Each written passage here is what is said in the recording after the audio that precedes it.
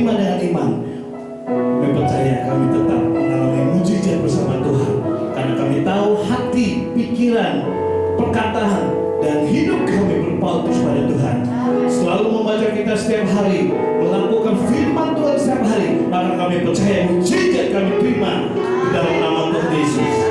Karena kami mau menjadi pelaku firman Tuhan, dan nama Tuhan dimuliakan bagi kami semua. Terima kasih Tuhan, berkati kami semua, berkati firman-Mu, dan tolong Roh Kudus untuk kami terus melakukan firman Tuhan, sehingga kami boleh memuliakan nama Tuhan. Dalam nama Yesus kami berdoa dan bersyukur. Haleluya, amin. Puji Tuhan. Shalom Bapak Ibu. Puji Tuhan.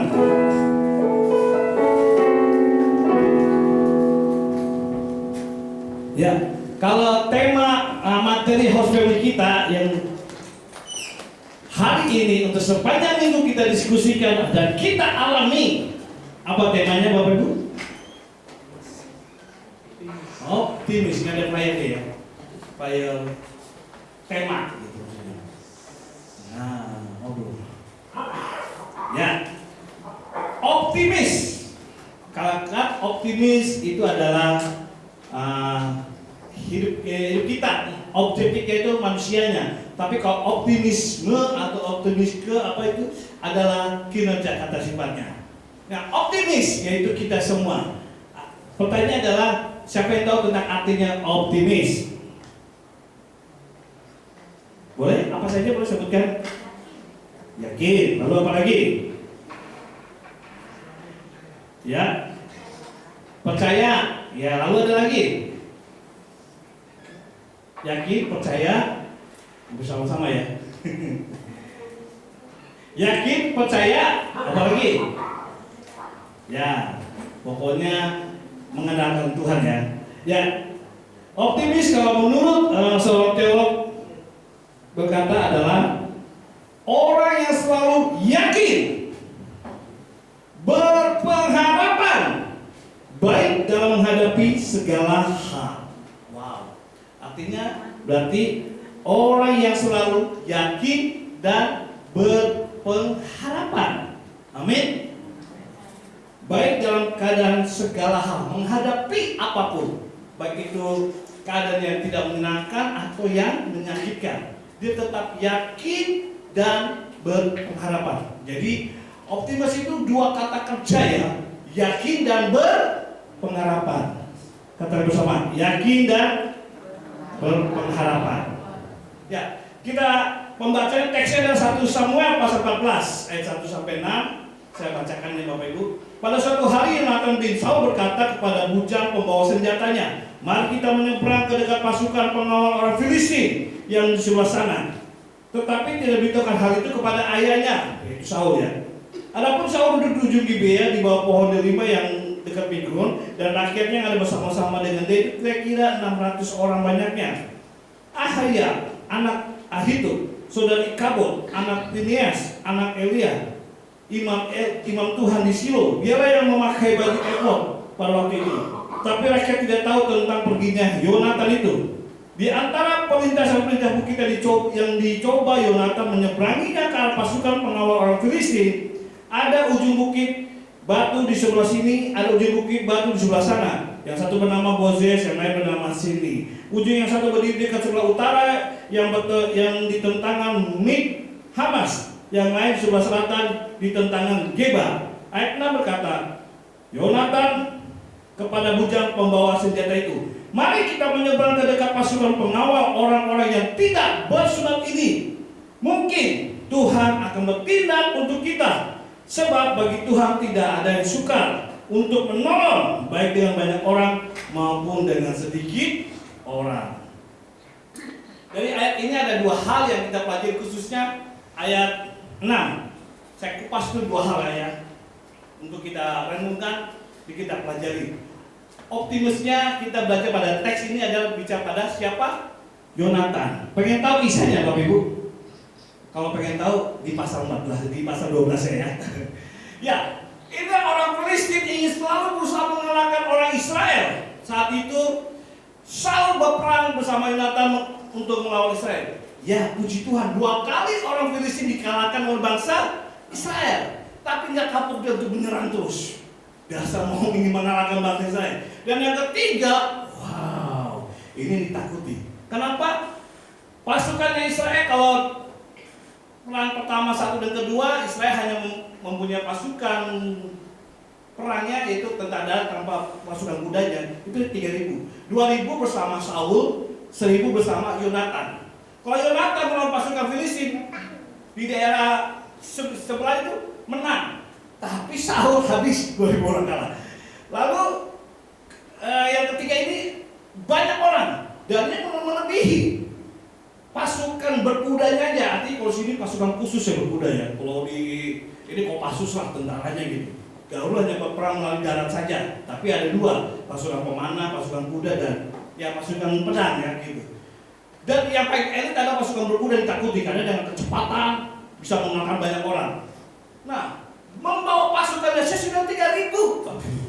Belum lagi pasukan bersenjatanya dikatakan banyak tidak terhitung jumlahnya.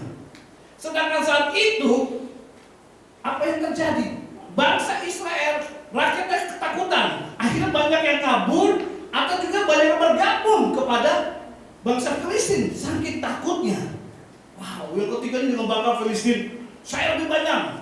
Dia nekat sedikit, mana? Ayo keluar kamu yang dari bersembunyi di tempat-tempat persembunyian gua-gua. Dianggap bangsa Israel kayak tikus, penakut.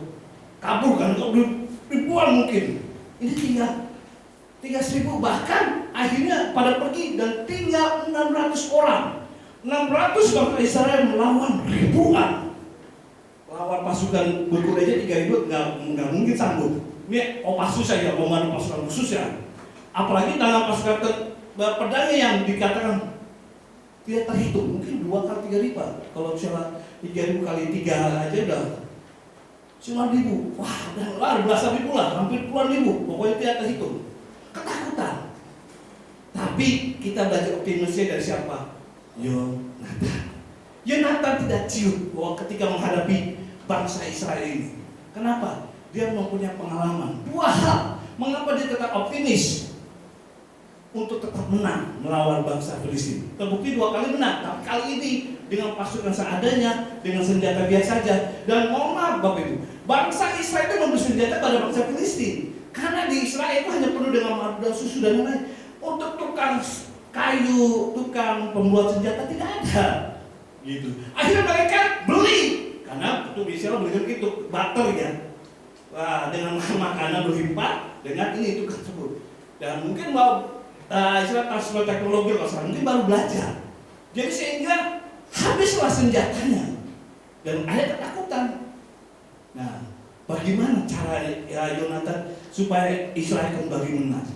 Apa yang dilakukan? Dia tetap optimis. Ayat 6a berkata Yonatan pada bujangan pembawa senjata, marilah kita menyeberang ke dekat pasukan pengawal orang-orang yang tidak bersunat itu. Mungkin Tuhan akan bertindak untuk kita. Wow, 6a. Mungkin Tuhan akan bertindak. Di tengah-tengah keputusasaannya, dia tetap optimis bahwa dia akan menang, dia akan bahagia, dia akan sukacita. Kenapa? Tetap mempunyai Tuhan yang besar, punya pengharapan yang besar pada Tuhan. Amin. Katakan bersama, pengharapan. Pengharapan. Untuk tetap optimis dan tetap mau bahagia dan menang dalam Tuhan, yang pertama tetap punya pengharapan yang besar. Amin. Punya pengharapan yang besar. Meskipun masalahnya lebih besar dari harapan, yakinlah di dalam Tuhan kita harus punya pengharapan besar. Belajar dari dahulu. Kalau si Saul sudah ketakutan, pengecut, ngumpet di goa-goa dan lain-lain, tapi Yonatan tidak.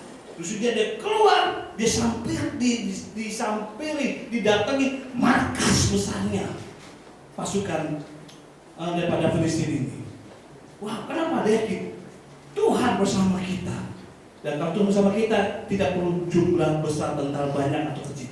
Pasti Tuhan punya, kita akan menang. Amin.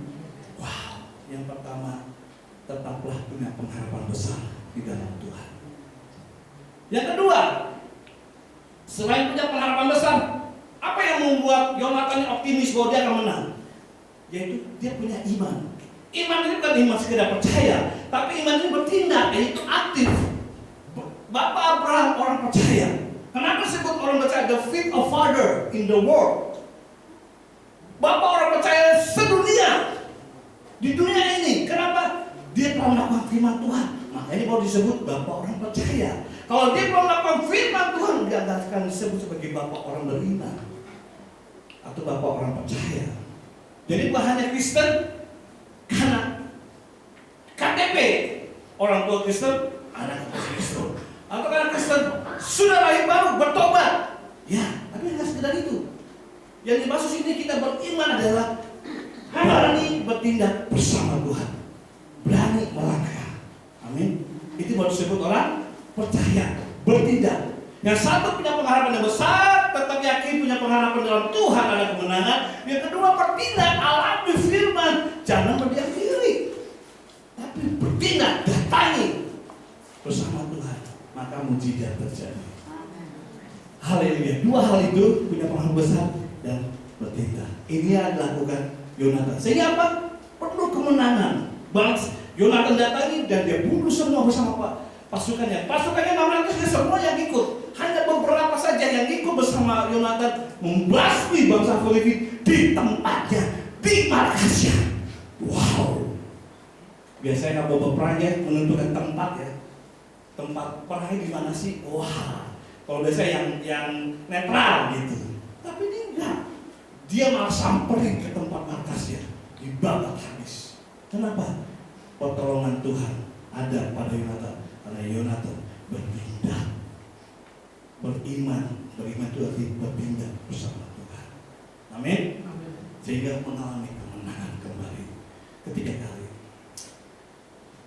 Kalau bicara kita saat ini ya angka perang Israel bersama Hamas sudah memasuki 265 hari ya. Emang Hamas itu persis kayak orang Filistin. Selalu nggak pernah benci banget, ingin melawan.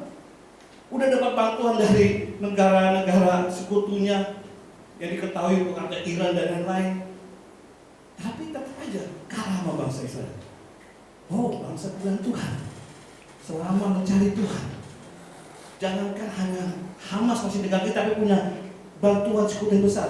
Bangsa besar pun bisa nggak takut karena bersama Tuhan. Amin. Hebatnya Israel itu bersama Tuhan, kan itu punya keyakinan sampai saat ini. Bahkan pengamat tidak bisa mengalahkan sekalipun Amerika tinggalkan bangsa Israel. Maaf saya kalau karena masih mengikuti perjuangan ini. Bahkan ditekan oleh PBB dan lain-lain. Tuntutannya kembalikan tawanan tersebut dan Hamas harus mengaku kalah dan jangan lagi jadi menyerang ini Israel lagi, karena Israel ada cinta damai. Tapi memang dari dulu maka terjadi antara Palestina bersama Israel. Bapak Ibu, mungkin kita tak ketahui bahwa Palestina itu Filistin ya. Ada yang memperkirakan kalau zaman kita tuh Filistin Israel versus ya kan, sering pernah terus kan. Mungkin di Israel itu bukan. Karena kalau kita kisah Alkitab itu nggak ada gengnya. Israel memenangkan Filistin, menghancurkan Filistin. Filistin itu orang yang menyembah dewa, jadi bukan orang Arab Palestina, bukan. Filistin itu menganut dewa-dewa dan memang ada dari situ. Dan itu kan tanah perjanjian Israel juga. Waktu saya keluar, perbudak sama 400 tahun, tentu ditinggalkan tanah tersebut. Ya. Akhirnya datanglah orang-orang yang tidak mengenal Tuhan, termasuk orang Filistin ini. Nah, pada tahun 135 Masehi, lagi asing-asingnya bangsa Israel, datanglah orang Romawi yang menghancurkan bangsa Israel sehingga bangsa Israel terpecah berbagai negara. Tahun 135 Masehi. Saya lihat di YouTube. Pak Bambang Nasional kutipan dari beliau. 135 Masehi. Di datang Romawi, Raja Romawi akan menghancurkan bangsa Israel. Israel terpecah ke beberapa negara Eropa, Asia dan lain-lain. Dan supaya untuk menghilangkan jejaknya bangsa Israel, kota Yerusalem saja yang sudah ada namanya diganti Aliyah, supaya orang Israel yang keluar tuh nggak bisa kembali lagi, hilang dari muka bumi, hilang dari peta dunia. Bahkan nama Israel diganti dengan nama Latin gabungan antara Syria bersama Yudea, itu Bethlehemnya. Syria dengan bahasa Latin diganti apa? Suria Palestina.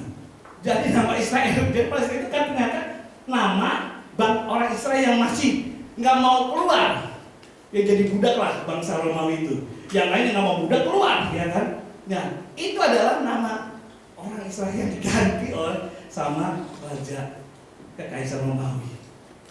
Supaya orang Israel yang keluar sana nggak boleh kembali lagi, dan sudah hilang. Karena namanya Yerusalem dia diganti Alia, ada nama panjangnya.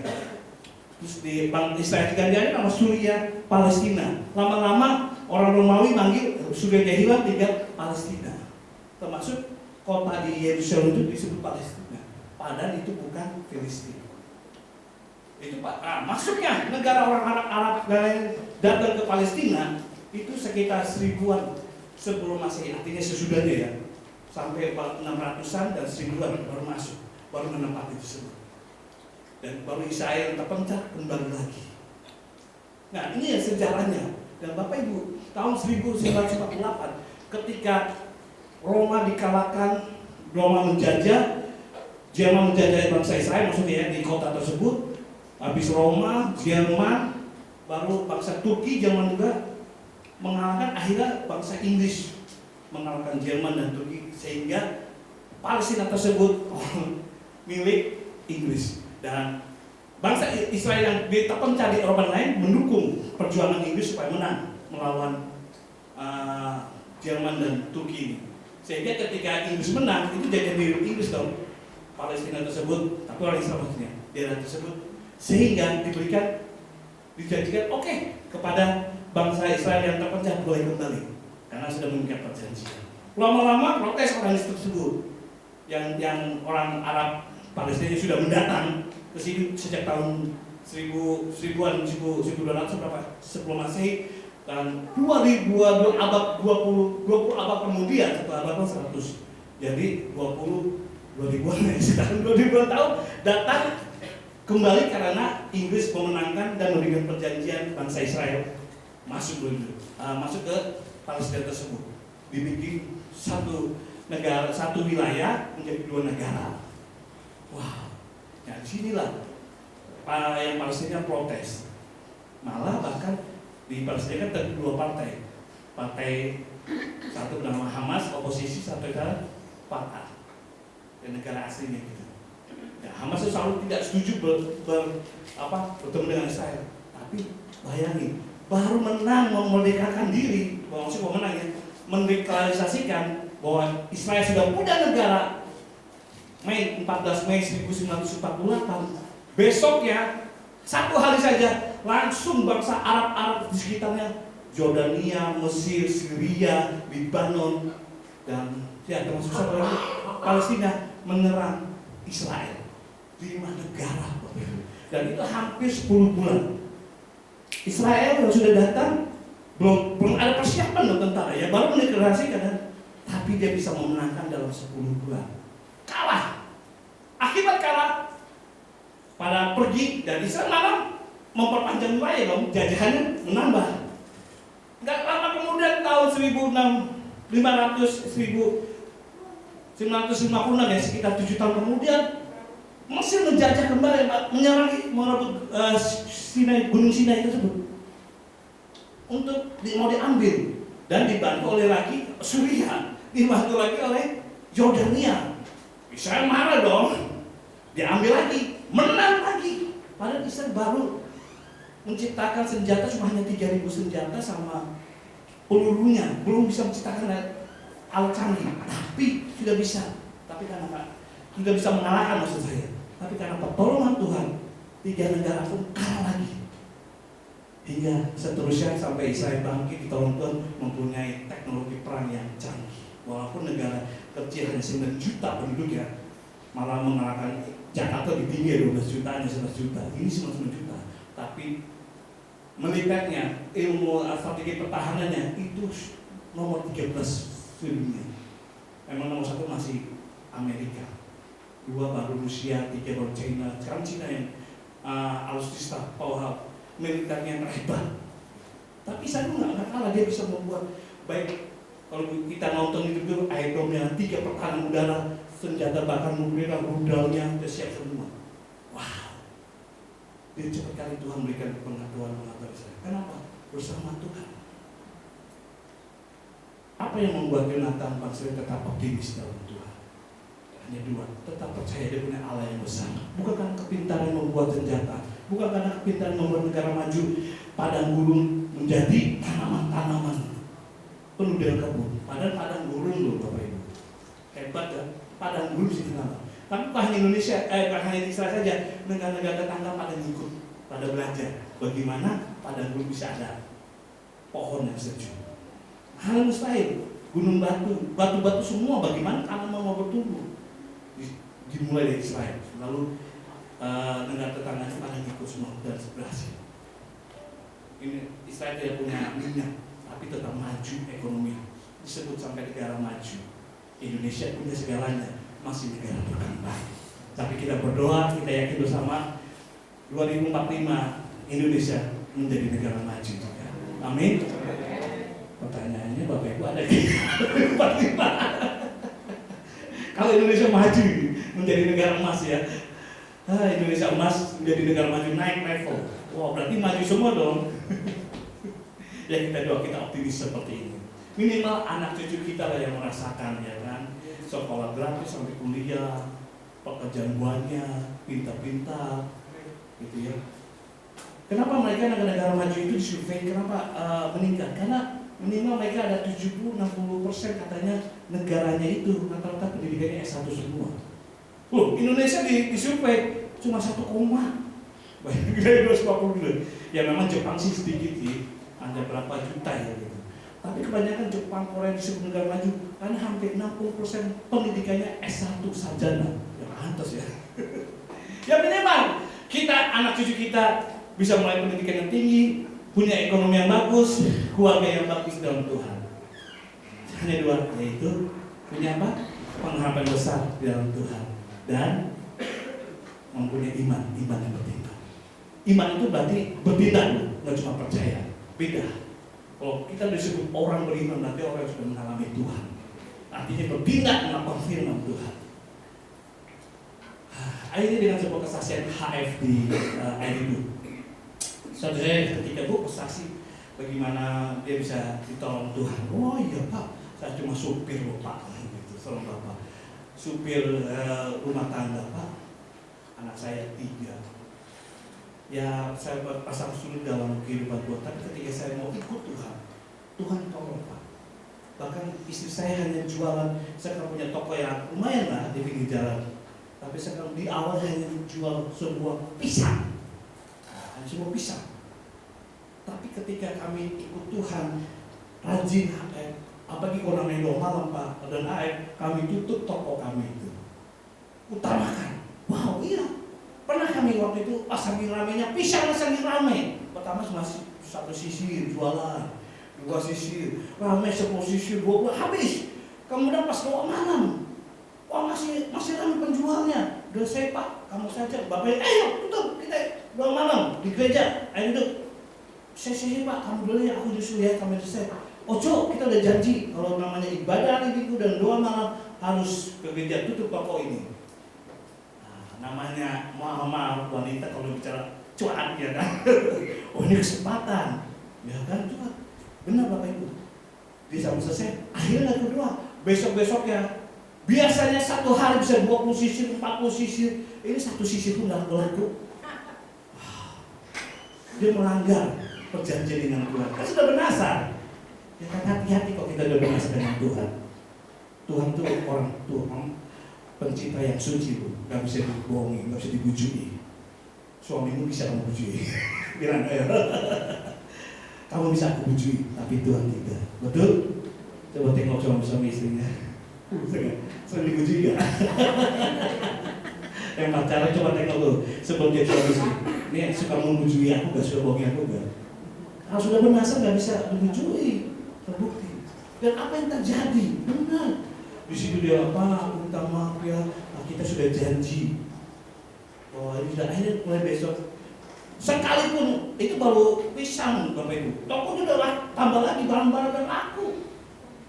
Dan ketika dia mulai setia, kembali memperbarui komitmennya, apa yang terjadi? Dia dari rumah kontrakan bisa beli rumah 20 juta. Daerah-daerah pinggir yang sudah hijau istilahnya. Itu pun dikasih saudaranya untuk pakai, dia kontrak lagi. Terus dia kontrakan, dia toko ini kontrak juga cuma berapa sih? 3 kali 4 kecil. Tapi sewanya bapak ibu, aduh mahal di kampung. Kampung pas 9 juta sih. 3 kali 4 kecil.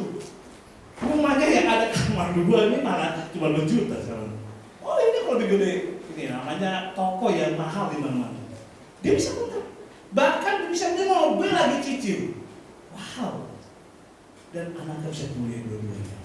Jika anak yang satu sudah gagal rumah lagi, yang kedua ada persoalan, akhirnya Tuhan pulihkan, Tuhan berkati anaknya menjadi bagus. Kedua kuliah, yang ketiga juga kuliah. Kenapa? Komitmennya Tuhan. Dia selalu optimis. Optimisnya harus langkahnya optimis gimana? Percaya sama Tuhan, punya pengharapan. Kalau cari Tuhan, pasti Tuhan berkati.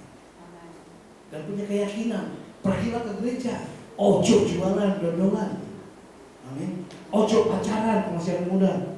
Lalu kemarin saya tanya, kamu udah ada acara, kamu udah gabungan 3 satelit, kok yang ini yang pernah mimpin WA di gereja? Dia tanya, kamu mana kamu udah? Kok nggak ada? Enggak om, aduh, kamu pemimpin kunci aja bilang di tempat yang maha suci, minimal ini. Satu ada kamu muda malah nggak kamu udah.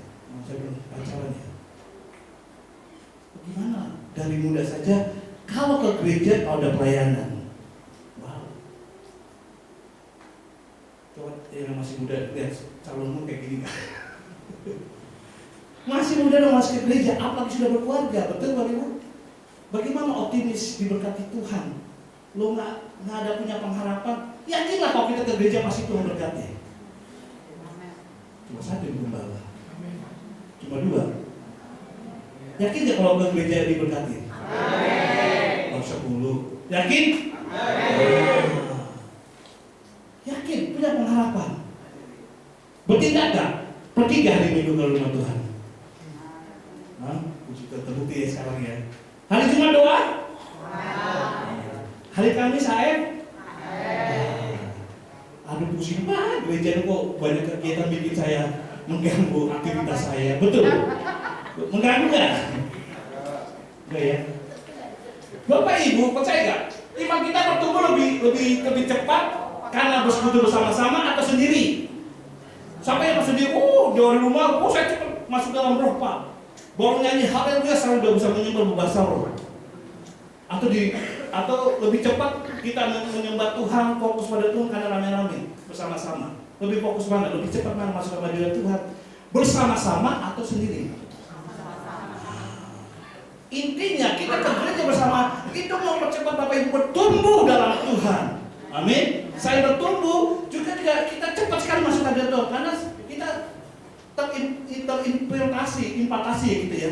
Terdorong dengan teman-teman baru ku sembah Kau Tuhan. Ku sembah Tuhan, ku sembah sebelahnya. Kita cepat-cepat juga. Dia kok cepat dijamah Tuhan, saya juga Tuhan ya kan. Karena terdorong satu dengan lain.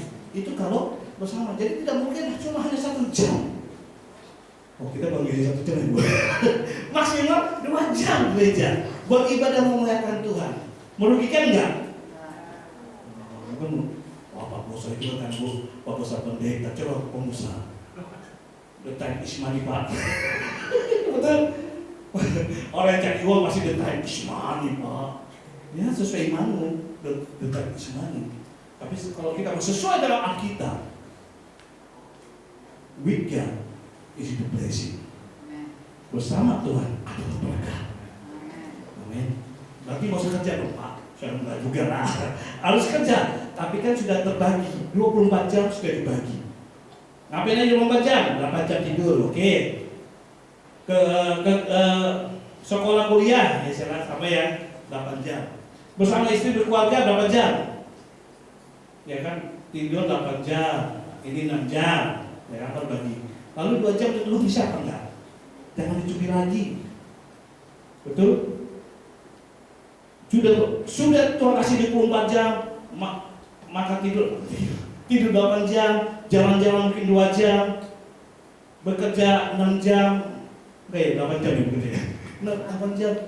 Tinggal 2 jam mau diacungi lagi buat tidur, buat ngelancing. Oh, sisakan 2 jam untuk Tuhan. Amin. Itu kalau bisa tiap kali bagus. Ya nggak bisa minimal seminggu 3 kali 2 jam untuk Tuhan. Gimana nih? Amin. 2 jam untuk Tuhan seminggu. Ya itulah ibadah pagi, 2 malam. Itu maksud saya loh. Jadi 6 jam untuk Tuhan ya. Amin. Dan percaya, with God in blessing. Bersama Tuhan itu berkat. Kalau saya ngomong bersama Tuhan itu berkat loh. Bersama kamu apa?